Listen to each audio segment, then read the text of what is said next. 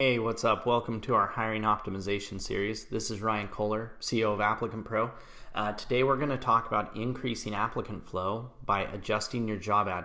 I like to call this the tale of two job ads, and what's cool about this video is that we're actually going to show two actual job ads and the differences between them and how it impacted the applicant flow. So think of this kind of like a lightweight case study. The thing that we want to attack in this video and what we're going to talk about isn't normal. We're not talking about how to post in other job boards or social media, but we're talking about something that is probably the most overlooked way to increase applicant flow. And we start off with a statistic. 90% of people who read job ads on average don't apply. So let's do the math on that really quick. If you have a job that gets 50 applicants, it means 450 people read your job ad and decided it wasn't for them. Now, certainly some of those people might not be qualified for the job, right? That's completely possible. But there's a good chunk of them that are qualified and just didn't find your job ad engaging or interesting enough, or didn't feel qualified for it. And that's a big one.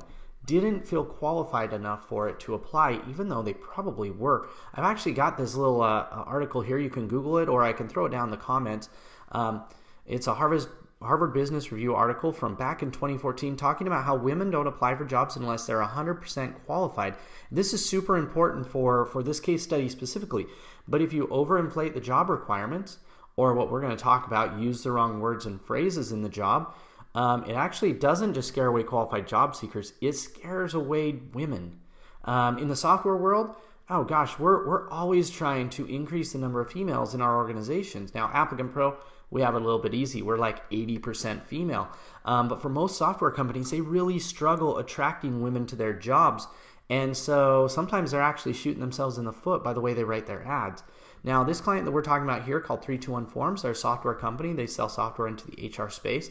But you can see from this dashboard on Applicant Pro, they're actually worse than the industry average.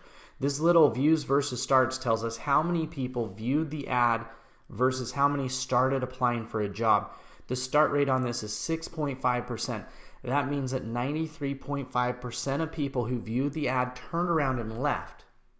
So just think about that. If 100 people view the ad, 6.5 of them apply and 93.5 leave.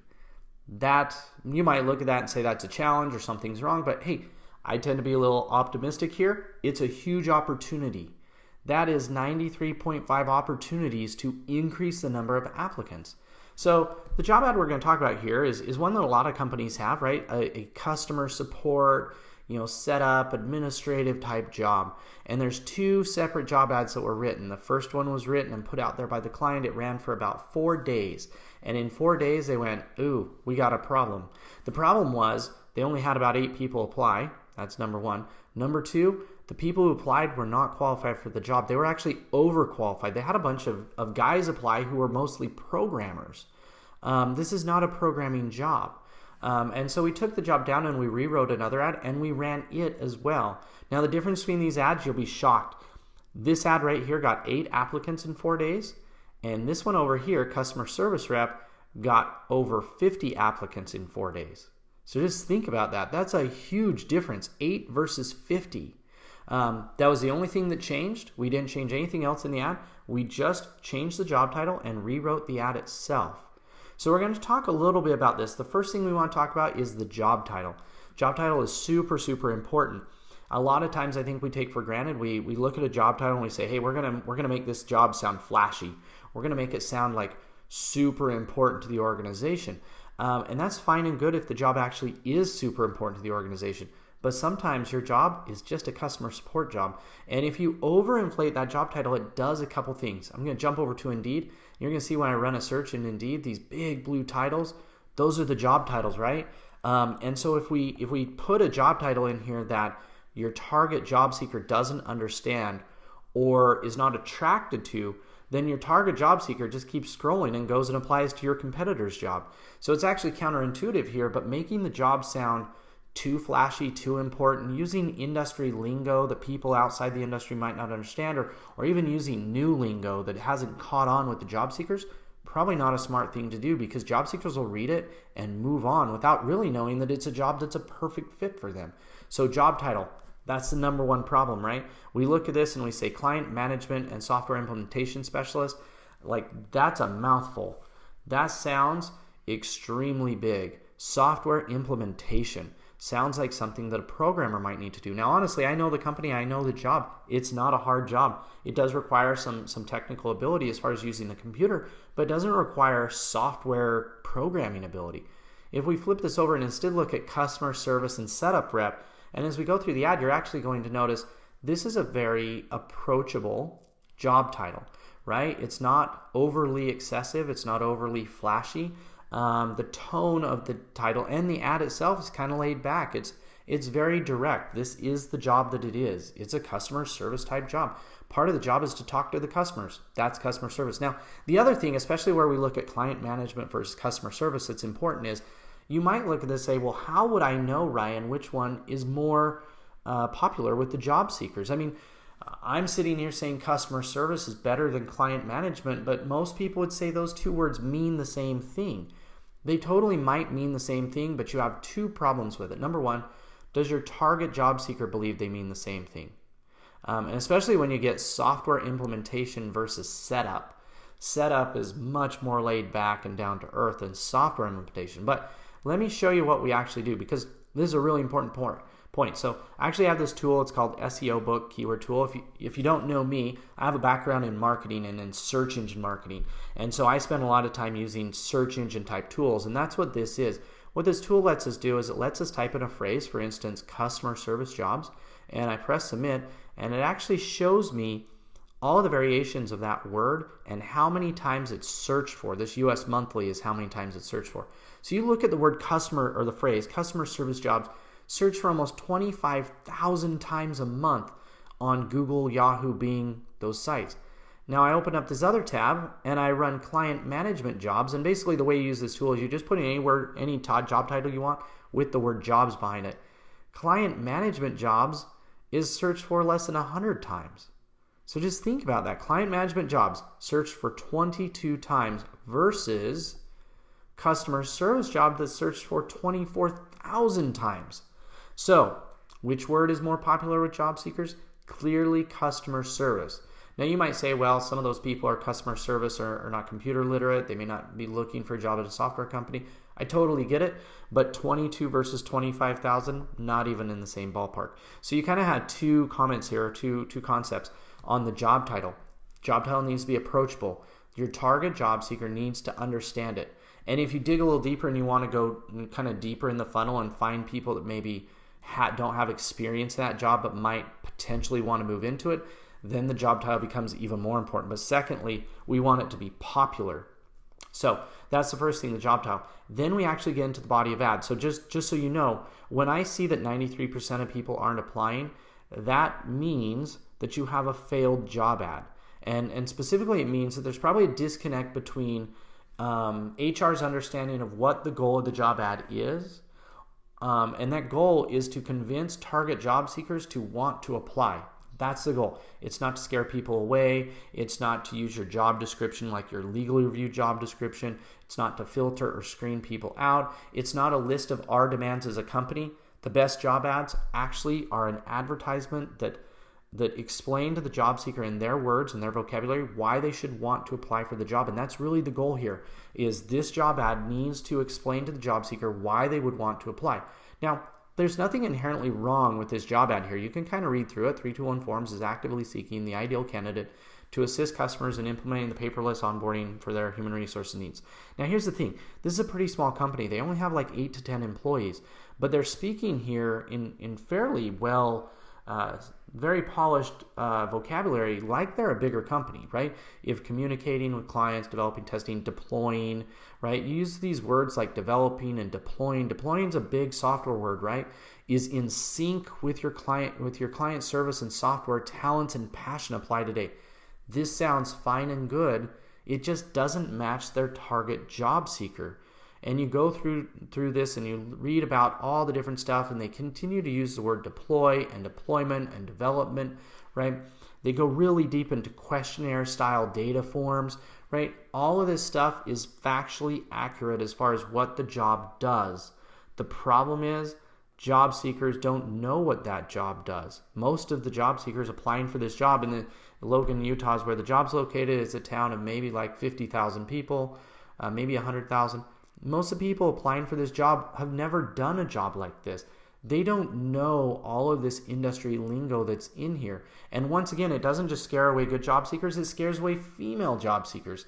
This is a part-time to full-time job that's going to potentially attract a lot of females. In fact, the most likely hire for this job might just be a female. Yet the phrasing and the words and the vocabulary in this ad are actually scaring away their core target audience. Now we jump over instead and we look at the ad that we rewrote here. And what you'll find is it's saying effectively the same thing, right? We're looking to hire customer support setup person to help bring new clients onto the platform and ensure everything's working correctly, right? Now, one of the things interesting, I know that this job was flexible. It was part-time to full-time. I knew they were flexible in schedule. They even might let them work from home. But yet that wasn't really highlighted in the job. If you understand the target audience of somebody, especially a female, who's looking for a job that's part-time, flexibility, potential work from home, those are huge, huge benefits to the role, right? Yet that was buried or not even talked about because we decided that it wasn't important. But the job seeker thinks it's vitally important. So as you run down through here, what you'll find is it effectively says the same things, right? How long the company's been in business. If we jump back over and we read through about this company, right? How long a company's been in business is important for a part-time job seeker and a job seeker period, right? They want to know, hey, this company's been around for 7 years. That's a big deal in the software world. It'll be around a while, right? And so, while we certainly work hard, we don't take ourselves too seriously. You read through the job ad, it's a little bit quirky and funny because it's a laid-back organization, right? Let's be honest here. This is a new position. And really, this is what you would call transparency, right? Just being super transparent. This is a brand new position. We're really not sure exactly what the company or what the job will do. We have a pretty good idea of what the goals will be. We haven't nailed it down. And so this is an awesome learning experience for somebody to come in, right? And so then it really walks through what the job will do. But again, specifically, it tells a story in terminology that anybody would understand. Even if you didn't have a bunch of software experience, even if you hadn't been in that world before, it would be very, very easy for anybody. I could probably let my mom read this ad and she could probably figure out what the job does. So again, we have to be very cautious that we're not using vocabulary that goes over the heads of our job seekers, or again, not goes over the head specifically, but even scares some of those job seekers away because they say either A, I'm not qualified for this job, or B, this sounds much more technical than what it is, or C, this job sounds kind of stuffy, like this company is very, very professional. And, there's nothing wrong with being professional, but, as software guys, we're pretty laid back. And if you want to hire people who are laid back, who fit your culture, your job ad should say that. It should sound like your culture. And so pretty straightforward. This job ad, it's interesting. This job's actually longer than the other one, right? It reads like a story. It's almost twice as long, maybe a little over twice as long. And yet it was much more effective.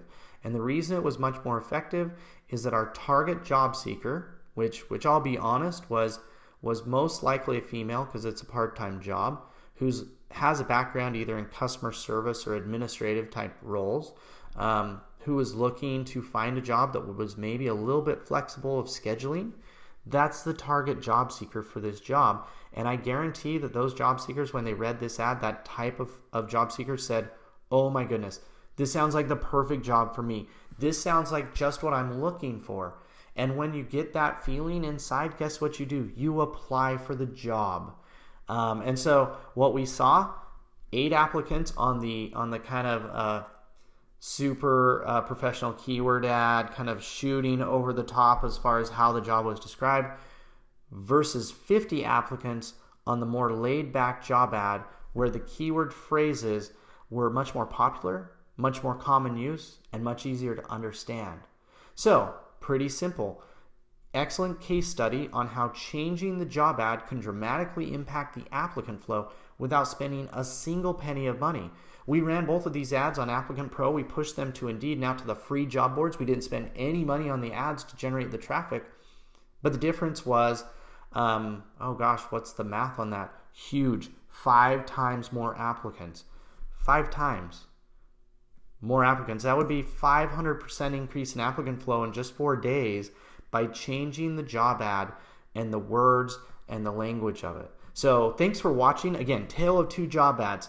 Really cool little case study on how making some small adjustments to the job ad pays huge dividends when it comes to generating applicants and qualified applicants. I know this company, they hired a great person into the role.